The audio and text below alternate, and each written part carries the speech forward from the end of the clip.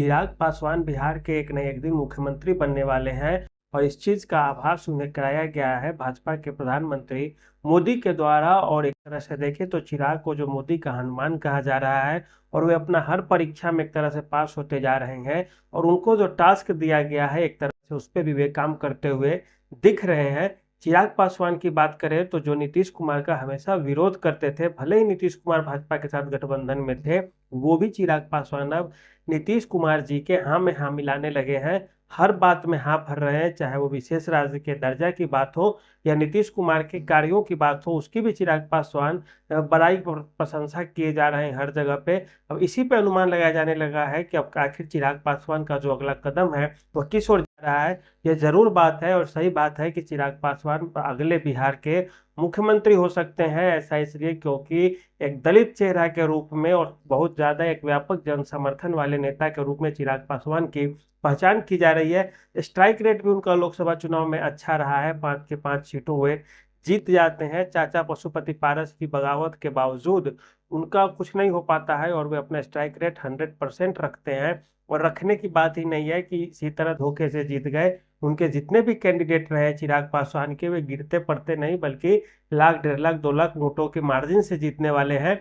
एक सीट वे जमुई छोड़ के आते हैं, हाजीपुर से लड़ते हैं, हाजीपुर भी जीत लेते हैं, जमुई भी जीत लेते हैं। संभवी चौधरी उनके पार्टी में नया नया आती है, जदयू के नेता है, उनके पिताजी अशोक चौधरी उनकी बेटी है, वो भी चुनाव जीत जाती है पार्टी जदयू छोड़ के, जबकि वो लोजपा में आई थी। वीणा देवी है, वो भी जीत जाती है चुनाव वैशाली से, जबकि प्रत्याशी मुन्ना शुक्ला बहुत मजबूत थे राजद के वहां से। इस तरह से देखें तो चिराग पासवान के ऊपर एक बहुत बड़ा बोझ है और चिराग पासवान इस चीज को समझ रहे हैं कि वे बिहार की राजनीति में नंबर 1 चेहरा होने जा रहे हैं। बात करें इससे पहले तेजस्वी यादव की, तो तेजस्वी यादव और चिराग पासवान में काफी का अंतर है। तेजस्वी यादव के पास आज भी इतने सांसद नहीं है जितने चिराग पासवान के हैं। चिराग पासवान हर मामले में तेजस्वी से आगे ठहरते हैं। बस एक एमवाई समीकरण जो वोट बैंक होता है उसको अगर छोड़ दे तो चिराग पासवान के पास भी अच्छा खासा अपना समीकरण है एक तरह से देखें तो। और उनका सबसे बड़ी फायदा है चिराग पासवान का कि दलित तबके के साथ साथ उनका सवर्ण समाज का वोट भी उसी अनुपात में उनको मिलता है जिस अनुपात में उन्हें दलित पसंद करते हैं। और इस मामले में आप देखें तो जब नीतीश कुमार के खिलाफ चुनाव लड़े थे चिराग पासवान, उनके किसी प्रत्याशी को 30-40 हजार से कम वोट विधानसभा में नहीं आते हैं। कहीं कहीं तो नंबर 2 पे आते हैं, नहीं तो 3 पे रहे ही थे। इसका मतलब है कि चिराग पासवान की लोकप्रियता बिहार में किसी से कम नहीं है। और चिराग पासवान ये भी समझ रहे हैं कि नीतीश कुमार अब वयोवृद्ध हो चुके हैं। यदि नीतीश कुमार मुख्यमंत्री के पद से हटते हैं किसी कारण, शारीरिक अस्वस्थता के कारण या राजनीति से संन्यास ही ले ले, मान ली चुनाव लड़ने के बाद 2 साल 4 साल 5 साल बाद ही सही, तो आखिर बाद इस सीट को वैकेंट सीट को भरने के लिए कौन आएगा। ऐसे में जो भी आएगा उसे मदद की जरूरत होगी, किससे, तो वह भारतीय जनता पार्टी से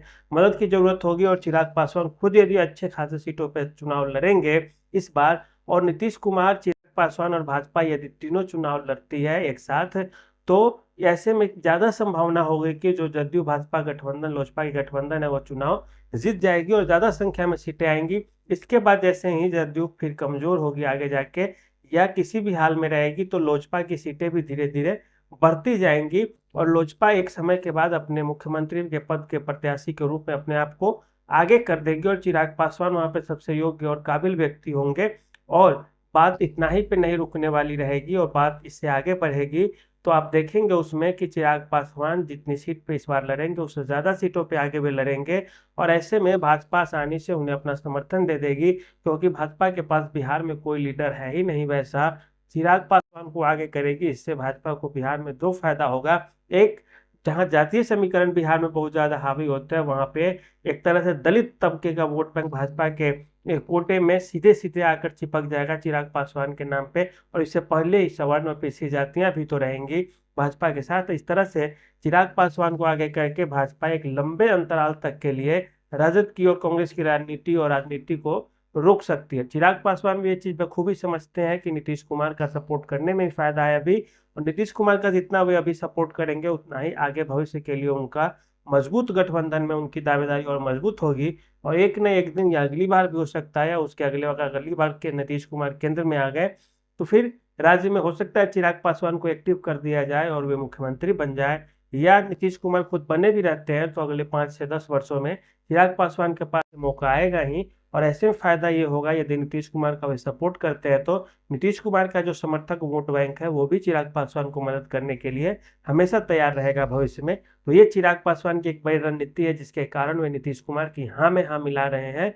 इसका सबसे बड़ा कारण है मुख्यमंत्री पद की दावेदारी और ये कि अपनी योग्यता को जनता के सामने बिहार में प्रदर्शित करना। तो कैसी लगी आर्टिकल आप हमें बताइएगा। आज के लिए इतना ही, धन्यवाद।